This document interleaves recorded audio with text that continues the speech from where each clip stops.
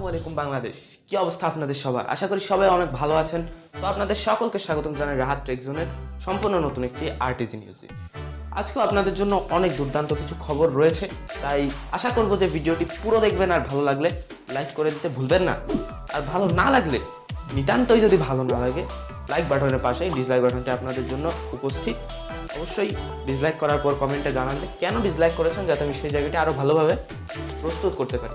আর হ্যাঁ, ভিডিওগুলো শেয়ার করতে ভুলবেন না, কারণ আমি এখনো পর্যন্ত অনেক ছোট একজন মানুষ, তাই আশা করবো যে ভিডিওগুলি শেয়ার করবেন। কারণ আমি যদিও বলতে পারি হ্যাঁ অনেক ভালো কিছু টেকনিক আমি শেয়ার করি, অনেকেই হয়তো উপকৃত হতে পারবেন, তাই শেয়ার করে দিবেন।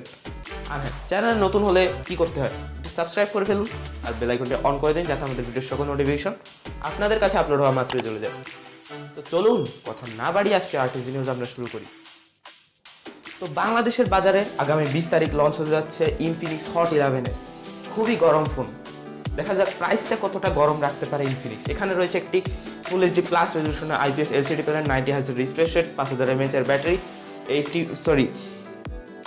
50 মেগাপিক্সেলের কোয়াড ক্যামেরা সেটআপ, তারপরে রয়েছে আপনার মিডিয়াটেক হেলিও G88 SoC। এটি অবশ্যই একটি ভালো কনফিগারেশনের ফোনটি আসছে, কিন্তু ভালো প্রাইসে লঞ্চ হওয়া উচিত। কারণ আপনি যদি দেখেন রেডমি 10 দিকে, রেডমি 10ও কিন্তু একই কনফিগারেশনে রেডমি 10 প্রাইম লঞ্চ করেছে, যেটির প্রাইস কিন্তু ওভার 20,000।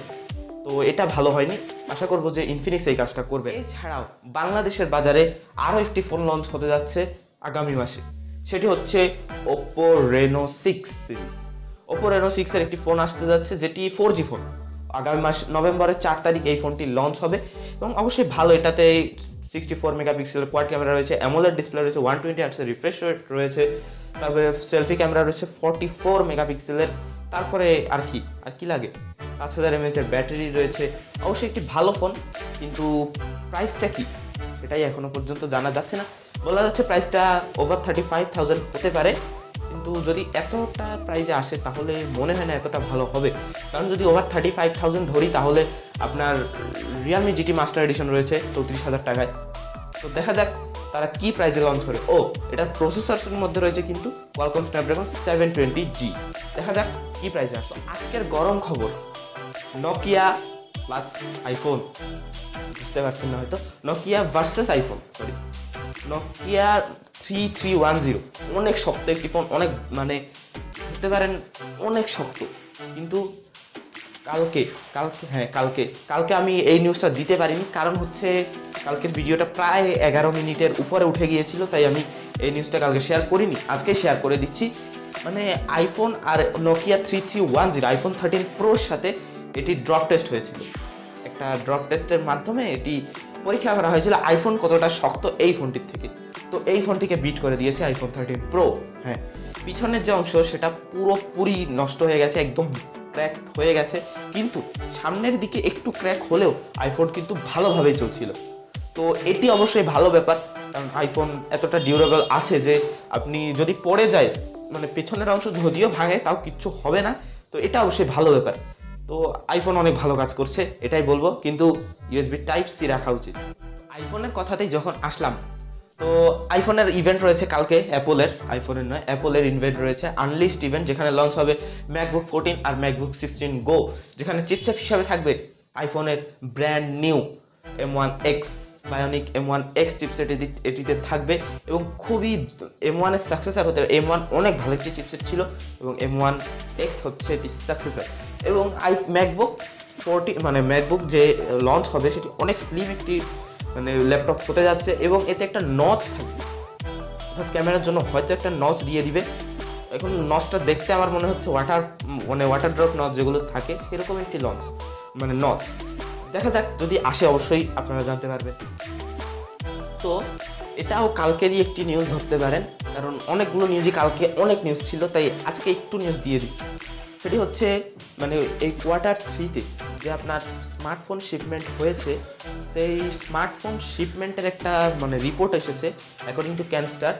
যদি আপনি ধরেন, এখানে প্রথমে রয়েছে স্যামসাং 23% শেয়ার করেছে, মানে যে স্মার্টফোন শিপমেন্ট সেটাতে স্যামসাং সবার উপরে 23%, তারপরে অ্যাপল 15%, তারপরে শাওমি 14%, তারপরে যথাক্রমে ভিভো হচ্ছে 10%, ওপো 10%। অবশ্যই একটি মানে শাওমি কিন্তু নাম্বার 1-এ ছিল, শাওমি একটু নিচে এসেছে চিপ শর্টেজের কারণে। দেখা যাক, আশা করবো যে 2022 সালে এটা হবে না, কিন্তু টিএসএমসি বলছে যে 2022 সালে আরও বেশি পরিমাণে হবে। দেখা যাক কি হয়। তো আজকের গরম খবর, সবচেয়ে গরম খবর, একটা ফ্রড বলা যাবে না এটাকে। তো কালকে একটা লোক অ্যামাজনে, অর্থাৎ ইন্ডিয়ার মধ্যে অ্যামাজনে একটি আইফোন 12 অর্ডার করেছিলেন প্রায় 70,000 রুপি দিয়ে, 70,000 নয় 71,000 রুপি দিয়ে তিনি অর্ডার করেছিলেন। এবং তিনি যখন সেটি খোলেন, মানে আসার পর যখন সেটি খোলেন, তখন সেখানে দেখা যায় কি ভিম বার 70,000 টাকার ভিম বার। তারপরে আরও একটা জিনিস ছিল, খুবই ভালো একটা জিনিস, সেটি হচ্ছে 5 রুপিজের কয়েন। তো এটা কেন হচ্ছে, মানে কিছুদিন আগে ফ্লিপকার্টেও এরকম হয়েছে, আইফোন এবারে অ্যামাজনে হচ্ছে এগুলো একটু মানে লক্ষ্য রাখা উচিত যে কেন এরকম হচ্ছে, এগুলো একটু তদন্ত করা উচিত ছিল। তো দেখা যাক, তারা হয়তো তদন্ত করছে, আমাদের কাছে হয়তো খবর নেই। দেখা যাক তারা ভবিষ্যতে এরকম কেস আরও আসে কিনা। এবারের খবরটি ওয়ানপ্লাসকে নিয়ে। OnePlus 9 RT 13 তারিখ চায়নাতে লঞ্চ হয়ে গেছে, জানেন। খুব এত খারাপ প্রাইসেও লঞ্চ হয়নি। এটি ইন্ডিয়াতে আসতে যাচ্ছে হয়তো এই মাসের শেষে, এবং সেটা প্রাইস বলা হচ্ছে যে প্রায় 40-এর উপরে চলে যাবে, অর্থাৎ 42, 43, 44ও যেতে পারে। কিন্তু তাহলে যদি এটা বাংলাদেশে আসে তাহলে কিন্তু প্রায় 50 আপ করবে। তো এতটা ভালো প্রাইস কিন্তু নয়, যদিও ভালো একটি কনফিগারেশনের ফোনটি আসছে, কিন্তু এতটা ভালো প্রাইস নেই। প্রাইসটা আশা করেছিলাম যে আরও ভালো একটা প্রাইস আসবে। দেখা যাক, এখনো পর্যন্ত এটা লিক, সরাসরি অফিসিয়াল কোনো মানে বলা হয়নি। দেখা যাক প্রাইসটা কত ভালোভাবে আসে। আর হ্যাঁ, ওয়ানপ্লাস নিয়ে যখন খবর দিচ্ছি, ওয়ানপ্লাসের বাংলাদেশ সম্পর্কে একটা খবর দিয়ে ফেলি। ওয়ানপ্লাস বাংলাদেশে খুব শীঘ্রই অফিসিয়ালি চলে আসতে যাচ্ছে, হয়তো আগামী বছর অফিসিয়ালি ওয়ানপ্লাস বাংলাদেশে পা রাখছে, এবং সেটি ওপোর হাত ধরে। হয়তো ওপোর শোরুমেই ওয়ানপ্লাসের ফোনগুলি আপনার বিক্রি হবে। দেখা যাক এই ওপো কি করে ওয়ানপ্লাসের সাথে, কারণ বর্তমান ওপো ওয়ানপ্লাস ভাই ভাই। দেখা যাক কি হয়। রেডমি নোট 11 প্রো ম্যাক্স এই ফোনটি আসছে আগামী মাসে। রেডমি নোট 11 আর নোট 11 প্রো, সেটা স্পেসিফিকেশনস কালকেই বলে দিয়েছি। যদি না দেখে থাকেন অবশ্যই আই কার্ডে ভিডিওটি রইল, দেখে আসতে পারেন। তো এটার একটা স্পেসিফিকেশনস, এটারও একটা প্রায় স্পেস বেরিয়েছে। এটাতে যে চার্জিং, সেটা থাকবে 120 ওয়াটের ফাস্ট চার্জিং সিস্টেম। হয়তো কোয়ালকম স্ন্যাপড্রাগন 778 জিতে থাকবে, অবশ্যই অ্যামোলেড ডিসপ্লে, 120 হার্টজের রিফ্রেশ রেট। তো এটি অবশ্যই ভালো একটি কনফিগারেশন। এছাড়াও রিয়েলমি 9 সিরিজও কিন্তু 120 ওয়াট নিয়ে আসছে। দেখা যাক, দুটির মধ্যে খুবই ভয়ঙ্কর যুদ্ধ হতে যাচ্ছে। দেখা যাক, যদি আসে অবশ্যই আপনারা আগেই জানতে পারবেন। তো মোটো G51 5G এই ফোনটি লিস্টেড হয়ে গেছে, একদম বিআইএস ওয়েবসাইটে লিস্টেড হয়েছে, এবং এর স্পেসিফিকেশনসও কিছুটা বেরিয়ে এসেছে। এখানের একটি আইপিএস এলসিডি প্যানেল থাকবে অ্যাজ ইউজুয়াল, তারপরে 5000 mAh এর ব্যাটারি থাকবে, কোয়ালকম স্ন্যাপড্রাগন 750G থাকবে। অবশ্যই পুরনো প্রসেসর, কিন্তু ভালো প্রসেসর। আর প্রাইসটা হয়তো ভালো হবে। দেখা যাক, প্রাইসটা যদি ভালো হয় অবশ্যই একটি ভালো ফোন হতে যাচ্ছে মোটরোলার তরফ থেকে। এছাড়া হয়তো ফোনগুলি আপনার রেডমি আর রিয়েলমির নাম্বার সিরিজকে কম্পিট করতে পারবে, দেখবো অবশ্যই আসলে।